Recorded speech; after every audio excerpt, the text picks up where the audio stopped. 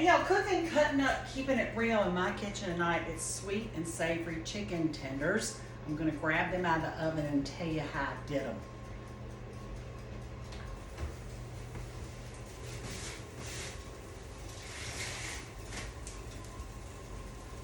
Here we go. What I did was, let me move my asparagus around here.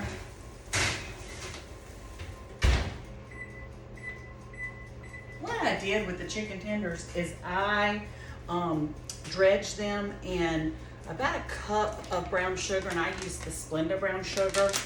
I used about a teaspoon or half a teaspoon to your liking, onion powder. Same thing with garlic powder. Also with chili powder. Again, we're into the powders. I did a teaspoon of salt and a teaspoon of pepper. Stirred that up and dredged the chicken tenders in that. And then I cut 7 pieces of bacon in half and wrapped them in bacon. And this is what they look like, and this is what we're having for dinner. Definitely a great recipe. Give it a try. Thanks as always for tuning in. Like, share, comment, and stay tuned. There'll be more coming. Cooking, cutting up, keeping it real. It's dinner time. See y'all.